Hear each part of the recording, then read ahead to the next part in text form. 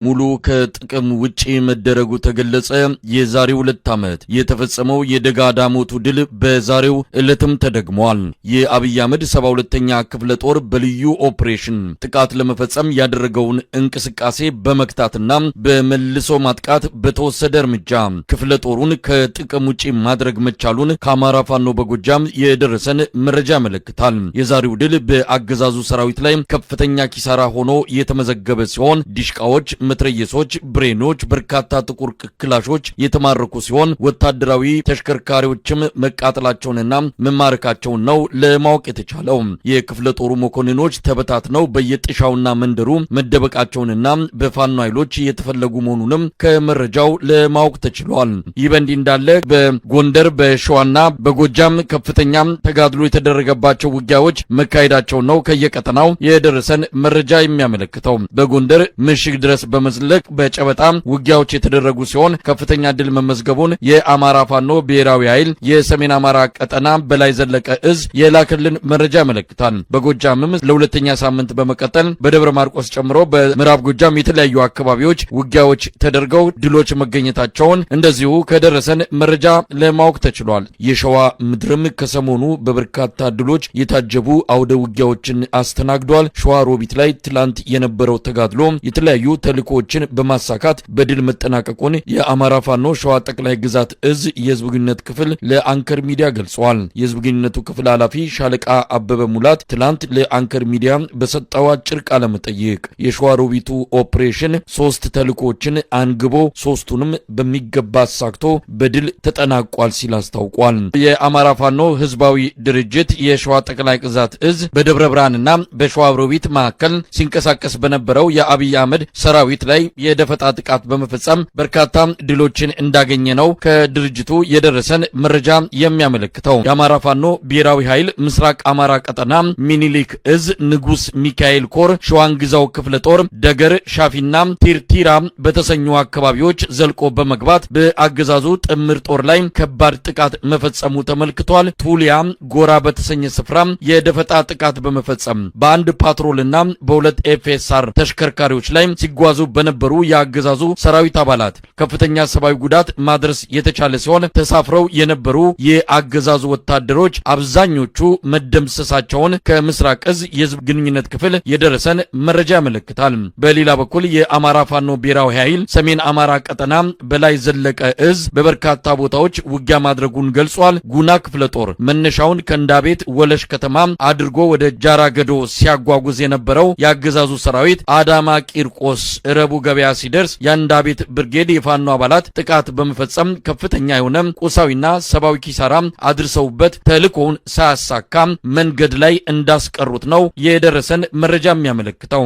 በሌላ በኩልም በእስቴና በአርብ ገበያ ከተማ መካከል ከምትገኘው ግንዳ ጠመም ከተማ ላይ የሜጀር ጀነራል ውባንተ አባተ ተወርዋሪ ክፍለ ጦር በአገዛዙ ሰራዊት ላይ ጥቃት በመፈጸም በከባድ መሳሪያ ምድብተኞች ላይ ብርቱ ኪሳራ እንዳደረሰም ተገልጿል። ከግንዳ ጠመም በቅርብ ርቀት ካለችው ልጫ ከተማ በተወሰደ የተጠና ኦፕሬሽን ከተማዋን በቁጥጥር ስር ማድረግ መቻሉን ከበላይ ዘለቀ እዝ የተላከው መረጃ የሚያሳየው። ሸዋ ምድር የሚንቀሳቀሱት ሁለቱ የአማራ ፋኖ እዞች በጋራ በፈጸሙት ወታደራዊ ኦፕሬሽን ከፍተኛ ድል መቀዳጀታቸው ታወቀ። አንከር ሚዲያ ከሁለቱ የአማራ ፋኖ እዞች ቃል አቀባዮች ባገኘው መረጃ ላይ እንደተመለከተው የአጣዬ ከተማን ለመያዝ እየተካሄደ ባለው ፍልሚያ ጠንካራ የተባሉትን የአብይ አህመድ ሰራዊት 7 ምሽጎች ተደርምሰዋል። በተለይም በአካባቢው በሚገኘው አደሮ ተራራ ላይ የተሰራውና በኮንክሪት የተገነባው ግዙፉ ምሽግ በሁለቱ የሸዋ እዞች የጋራ የተቀናጀ ወታደራዊ ጥቃት ሙሉ በሙሉ መሰባበሩን በደረሰን መረጃ ላይ ተመልክቷል።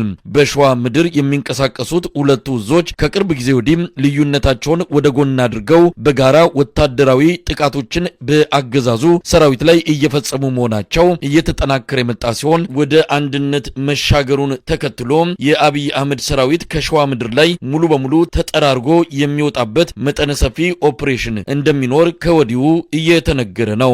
በሌላ በኩል በጎንደር በበርካታ አካባቢዎች ውጊያዎች ሲደረጉ ነው ያለፉትን 4 ቀናት የቆዩት። ሁለቱ የጎንደር የፋኖ መዋቅሮች ወደ አንድነት መምጣታቸውን ተከትሎ ከፍተኛ ድሎች እየተመዘገቡ ነው ይለናል የዘውትር ተባባሪያችን። በማዕከላዊ ጎንደር ካዘዞ 5 ጠንካራ ክፍለ ጦሮችን ለመጠባበቂያ ያስቀመጠ ጦር ነበረ። እነዚህ 5 ክፍለ ጦር እስከ አንፍቻው የታጠቀ አዘዞ ከተማ ላይ ሲጠባበቁ ቆይቶ ከዚህ በፊት 3 ክፍለ ጦሮችን በመተማ በኩል ቋራ ወረዳን የፋኖ ጠንካራ ይዞታ የሆነውን የቋራ ወረዳን ለመቆጣጠር ከፍተኛ ጥረት አድርጓል። ተሳካለትም። በሻውራ በኩል አድርጎ ቋራ ለመግባት ከሻውራ ከተማ ላይ እንቅስቃሴ አድርጎ ነበር። በዚህ በኩል የሄደው 2 ክፍለ ጦር ነው። እነዚህ ክፍለ ጦሮች ጥቃት ነው የሰነዘሩት። መጀመሪያ ወደ ሻውራ አካባቢ ገብተው ውሻ ጥርስ አካባቢ ሲደርሱ የፋኖ ኃይሎች በሳሚ የሚመራው የአድዋ ክፍለ ጦርና በግዛቸው አሊ የሚመራው የቴዎድሮስ ክፍለ ጦር ውሻ ጥርስ አካባቢ ሻውራን ካለፉ በኋላ ከፍተኛ ጥቃት ነው የሰነዘሩበት። በዚህም በጣም በርካታ የሆነ ሰራዊት ከ250 በላይ የመከላከያ ሰራዊት አባላቱ ተደምስሰዋል። ከዚህም ውስጥ አንደኛ ዙ23 ተደምስሷል። 2 ኦራል መኪኖች እንደዚሁ ተቃጥለዋል። 1 ባለ 10 ጎማ ከባድ ተሽከርካሪ አብሮ ተቃጥሏል። 2 ፓትሮል የመከላከያ ፓትሮሎች ተመተዋልኝ። 3 የሻለቃ አመራሮችና አሁን እንደደረሰኝ መረጃ ደግሞ 1 ከፍተኛ ወታደራዊ አመራር እንዲሁ ተደምስሷል።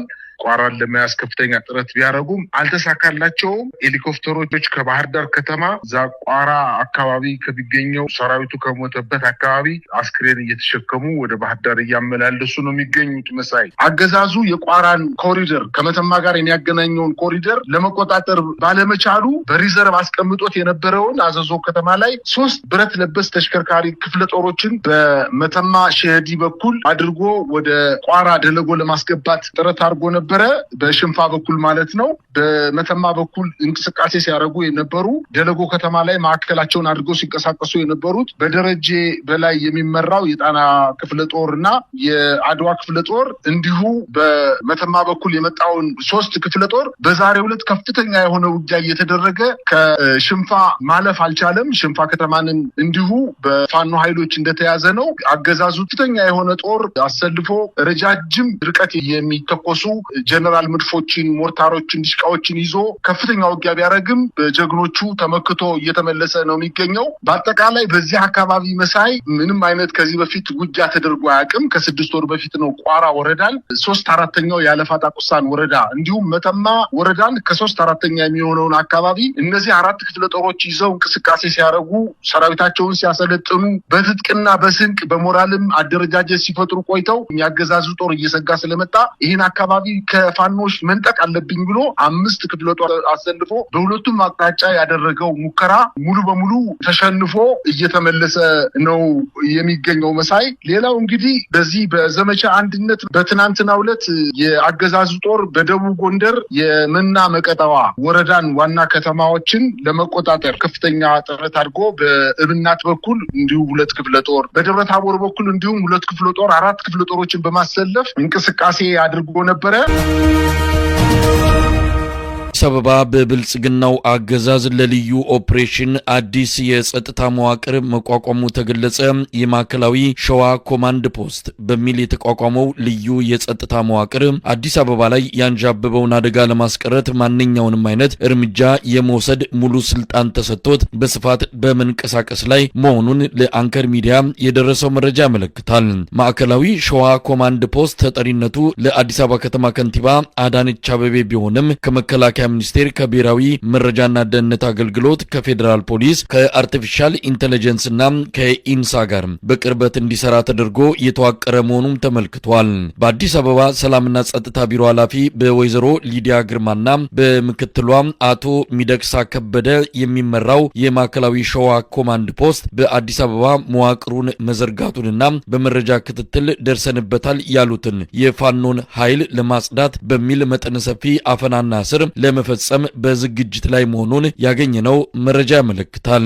ከወዲሁ በማንነታቸው የተለዩ በዋናነትም የአማራ ብሔር ተወላጅ የሆኑ የአዲስ አበባ ከተማ ነዋሪዎችን በስም ዝርዝር ፋይል ተዘጋጅቶ ቤት ለቤት አፈሳና አፈናው እንደተጀመረም ለማወቅ ተችሏል። ትላንት አርብ ዕለት ብቻ በፉሪ ሃና የጋራ መኖሪያ ቤት በጥበቃ በአሸዋ ሽያጭና በግንበኝነት ስራ ላይ የተሰማሩ 10 የአማራ ብሔር ተወላጆች ታፍነው ወዳልታወቀ ስፍራ መወሰዳቸውን ለአንከር ሚዲያ በደረሰው መረጃ ላይ ተመልክቷል። ሰሞኑን በአዲስ አበባ በሁሉም መግቢያና መውጫ በሮች ጥብቅ የሆነ ፍተሻና ብርበራ የተጀመረው በዚሁ በማዕከላዊ ሸዋ ኮማንድ ፖስት አማካኝነት ሲሆን የፋኖን ስውር ሴል አነፍንፈን ደርሰንበታል በሚል በቀጣይም የጅምላ አፈሳ ለማከናወን ዝግጅት እየተደረገ እንደሆነ ተገልጿል። የማዕከላዊ ሸዋ ኮማንድ ፖስት መቋቋምን በተመለከተ ለአንከር ሚዲያ በደረሰው መረጃ ላይ እንደተመለከተው ወደ ሰላም ተመልሰዋል የተባሉት የሸኔ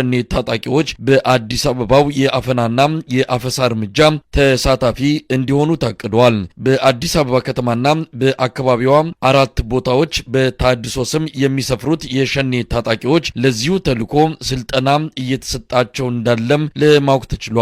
አንድ ልዩ ክፍለ ጦርም የከተማ ውስጥ ውጊያ ስልጠናን ወስዶ በተጠንቀቅ ላይ እንደሚገኝም በደረሰን መረጃ ላይ ተመልክቷል። በአዲስ አበባ ሰላምና ጸጥታ ቢሮ ኃላፊ ወይዘሮ ሊዲያ ግርማ ስር የሚንቀሳቀሰው የማዕከላዊ ሸዋ ኮማንድ ፖስት በ11 ክፍለ ከተሞች አዳዲስ የሰላምና የጸጥታ ጽህፈት ቤት ኃላፊዎችን የመደበ ሲሆን በ127 ወረዳዎች የጸጥታ መዋቅሩን